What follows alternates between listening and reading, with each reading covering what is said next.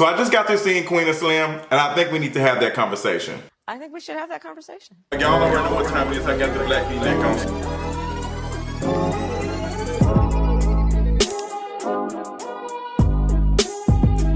Before we get into this video, I want you all to know that the first couple of minutes I'm going to be doing a non-spoiler review on the movie, and then I will move on to a spoiler review. And I will let you all know when I'm moving on to the spoiler review. For those who have not saw it, you can go ahead and stop looking at the comments and come back after you have watched the movie. So let's get into it. So Queen and Slim first reactions. I liked it for several reasons. There were some couple of things in it that were questionable to me, some things that I wanted to critique, and I will get into that in my spoiler review later on. But I love that we had two dark-skinned lead characters played by Daniel Kaluuya and Jodie Turner-Smith. The chemistry with the two is just everything. It's everything. And while watching this, I'm getting a little bit androgyny from Jodie Turner-Smith, and you can kind of see that in some scenes. And I'm just like, y'all just kind of give us a little teaspoon of queerness. Like it was just good to see that I didn't see her be a damsel in distress in this movie. I didn't see that. And we know movies like this, we oftentimes see the female lead character is being saved and stuff, and we did not get that. That didn't give us at all. The cinematography, A1. You can tell that this has insecure elements to it, and come to find out the director, Melina, I'm not gonna say her last name because I cannot pronounce it. She has worked on some episodes of Insecure, so shout out to her. Lena Waithe is the screenwriter for the film, and I had to go back and watch this show that Lena Waithe did on this show on Netflix. I think it's Breakfast, Lunch, and Dinner. And in this, she says to the guy, she's like talking to this guy who's the host of the show, and Lena says that black people take pain and make it art. And I'm wondering, is that a good thing for us? Like, is that a good thing that black folks, we so often take pain and make it art? And I'm just like, is that something we should celebrate? I'm not necessarily sure. And I'm gonna talk about that in this review. So, should you take your kids for it? I don't think this is a family movie. It depends on the ages and stuff, but I think, you know, the kids don't need to be in it. There's a couple of scenes in there that, you know, I don't think no kids need to see. Now, there was some scenes in there and they just mashed together. What I think about this movie is it was giving me a black version of the Hunger Games. And the reason why I say that is because when I watched the Hunger Games, I'm looking at this as like the future, probably 50 or 100, so many years from now. And I'm looking at like, oh God, like I can point out who is the villain or whatever. But in this is a modern era. Like this is what's going on now. And I'm so normalized by it that it doesn't get to me as much as when I see the Hunger Games and saying that none of this is right. But in this, you have this aspect of, it was giving me Harriet Tubman type of tease in the Underground Railroad type of situation, how they traveled from this place to this place and people were helping them get to where they needed to go to do what they needed to do. And what is interesting about that is that Universal Pictures is the one who did this movie, as well as Harriet, which has received a lot of backlash. So would I go see this over Harriet? Hell yes. I'm not going to see. I probably will go see Harriet. I just don't know it right now. But I could just it's good. It's good. It's good. It's good. But I think that this movie struggled to tell a story that we necessarily need. I feel like they were trying to give us this blackness, this radical politic, and it is impossible to give that in something that is made to make money. At the end of the day, this movie was not made for black folks to be able to like take this and say, I'm inspired or whatever. It is taken to inspire you enough to go buy a ticket so this company can make some money. And I think that's something that we need to realize when we're watching movies and stuff like this, because sometimes it's like, oh my gosh, I'm just so inspired, but it's not really inspiring because there's so many things that are left out that could have been told. And we're gonna get to that. So let's go ahead and get into the spoiler review. I hope you have seen the movie going forward. If not, click off, pause, and do not watch the comments. Get ready for spoilers coming now.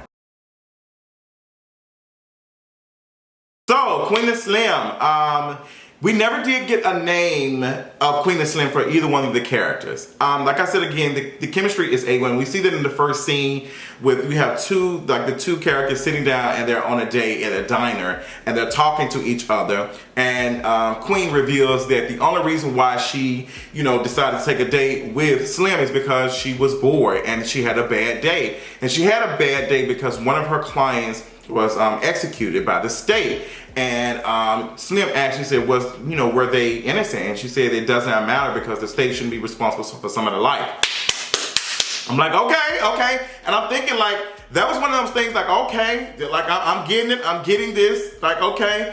But then as I go down, if we go further down, I'm just like, oh girl, like we could have got here. Y'all start off on a good note.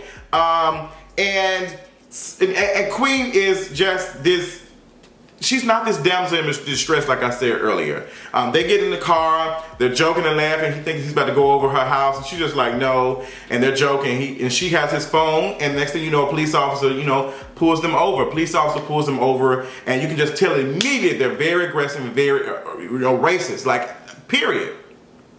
And it was triggering a little bit for me because I've had a couple of incidents like this. I had an incident in Mississippi, I had an incident in the middle of nowhere in Tennessee, and I had one in Memphis, Tennessee, and I had one in Florida. I've had a couple of incidents where police have made me nervous. And the most recent one was when I went to Memphis and I was driving through Mississippi, and they pulled me and my boyfriend out the car and told us to, like, we want to check the trunk, we want to do all these things. I'm just like, what for? There's nothing. Slim has been asked to get out the car.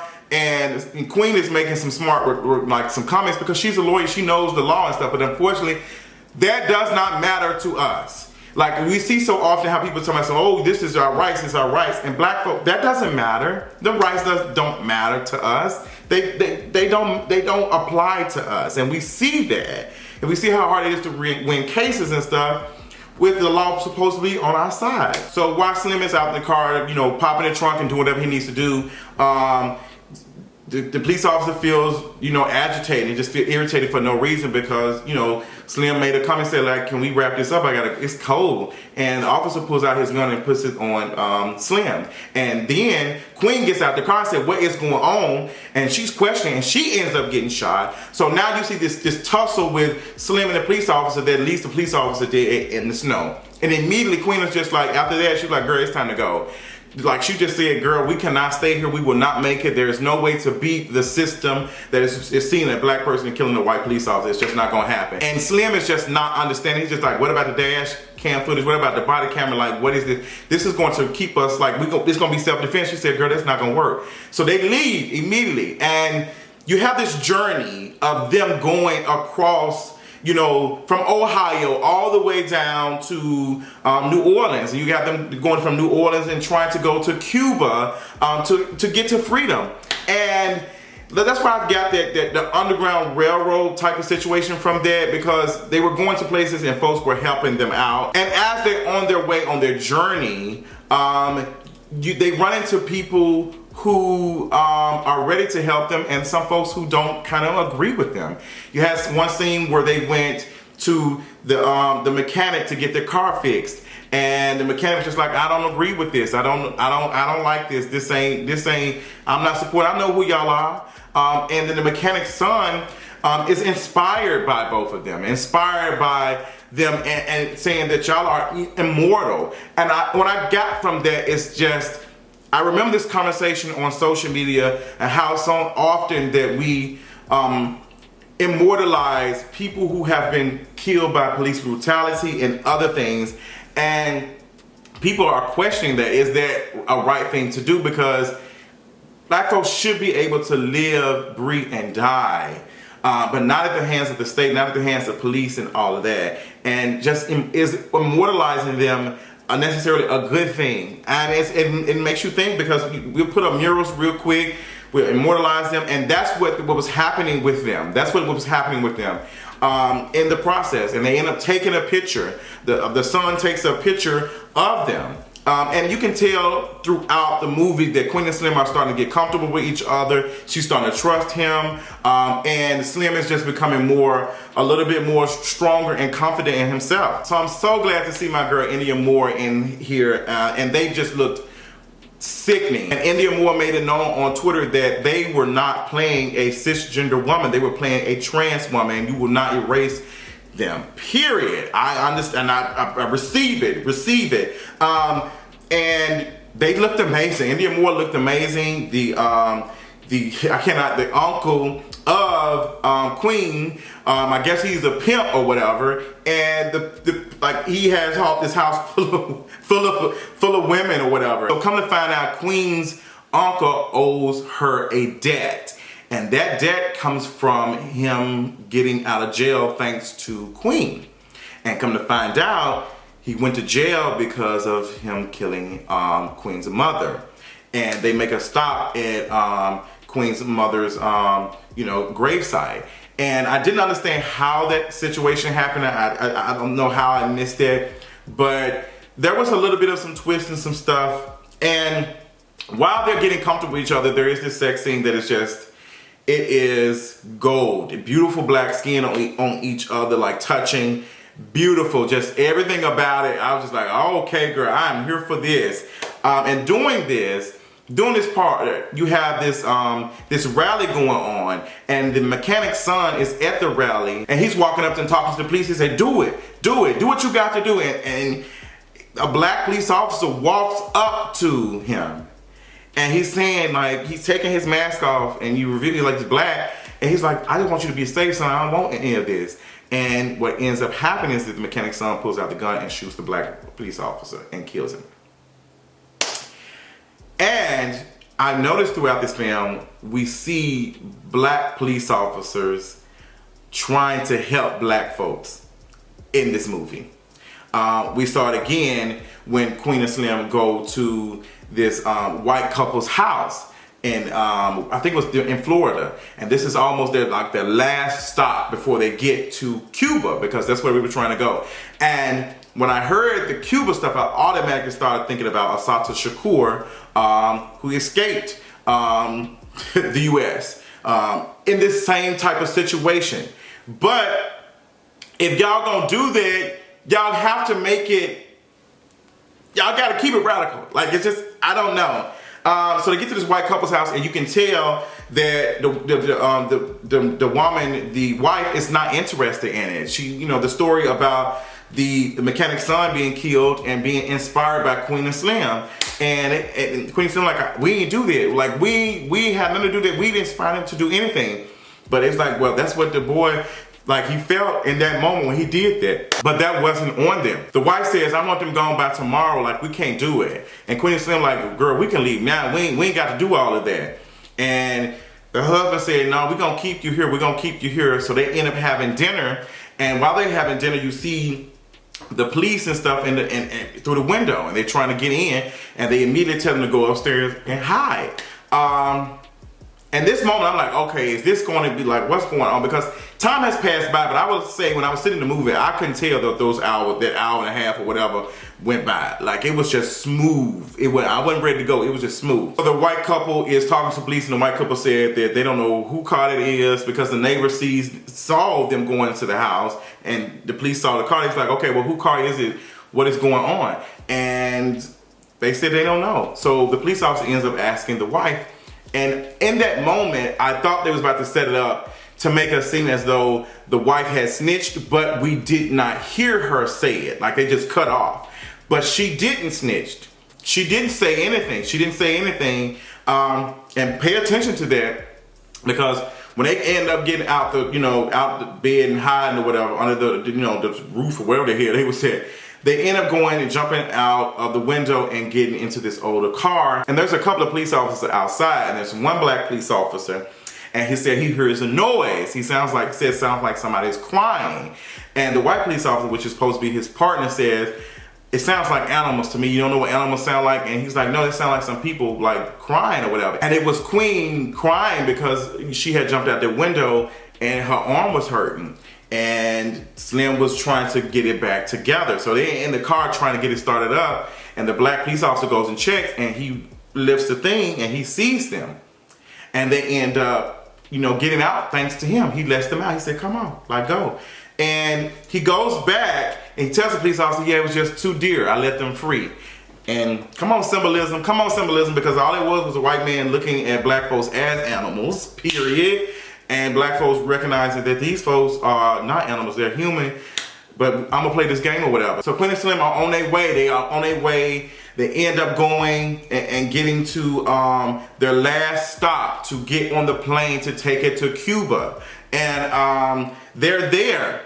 They're like, they take a nap, they fall asleep, and this black guy with some goals and a shotgun, like, bro, what y'all doing out here? He's like, who is you? Like, you know the Shepherds or something? He said, yeah, I know the Shepherds. I'm gonna help y'all out. What's going on? So they end up like trusting him. They end up trusting him. They end up riding. He was like, you know, can we borrow your phone to make a phone call? He was like, no, I left it in the house.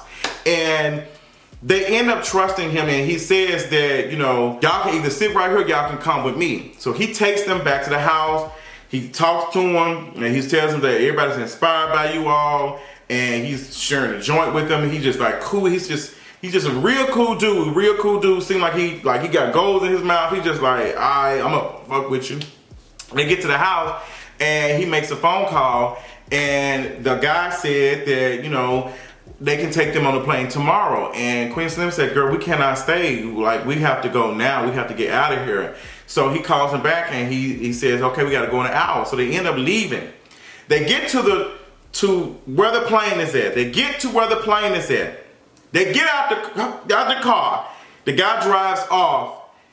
Police are following them right behind. He had a whole. I said, girl, I can't take no set it off type of situation. So they turn around. They face the police in the cars. Queen tells Slim, I'm not gonna let go of your hand. Like, we in this together. Like, I'm not letting go of you. We gonna get through this. And I'm like, run to the airplane, run. Next thing you hear is a gunshot, and it hits Queen, and she falls out. And now you see this lifeless black body laying in street blood. It was a lot. I was just, I don't jump in movies. I don't jump when I see movies, but that made me jump. It was very unexpected. I just didn't expect it to happen like that, even though I've seen this scenario play out so much in real life and in fiction. But in that moment, I wanted them to make it. And Slim picks up her body and carries it, and the police officer just fired out gunshots. So that ends. News comes up, and it's a news report of what happened.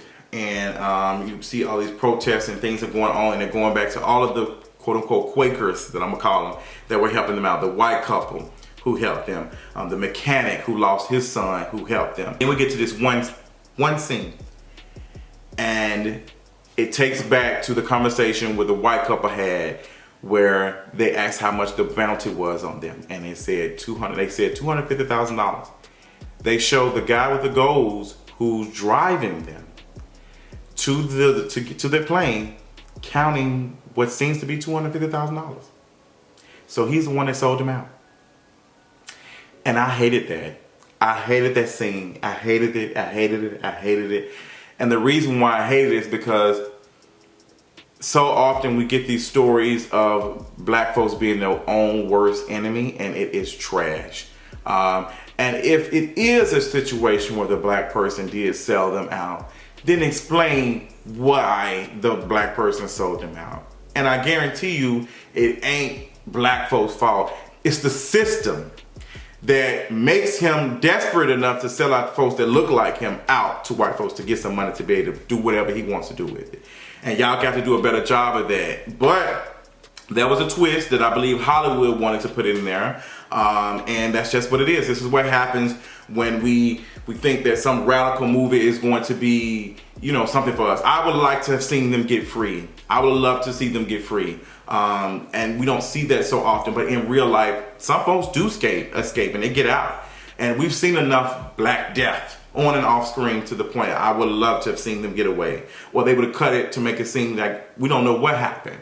But other than that, there were some things in this movie that were really, really good. There were some scenes that were very, very important, and there were some scenes that one that did not sit well with me. The scene of the black person selling them out, did not like that. I was not here for that. There was some other stuff in there that I cannot remember as of right now, that was just not the tea. But there were so many other good things. I'm not gonna get this movie a final rating or whatever. I'm gonna tell you to check it out. You know, establish your own critiques of how you feel about it. I think a lot of folks are gonna take this and feel inspired by it, and I'm just tired of being inspired by Black Death. That's all. I'm tired of being inspired by Black Death. And Black Death is not inspiring to me. I don't need to see Black Death to be inspired. And I'm tired of that. I'm just tired of that. So tell me what you thought about the movie. Let me know what you thought about my recap and my review on it. Let me know in the comments. Let's have a discussion. And I'll talk to you later on tonight.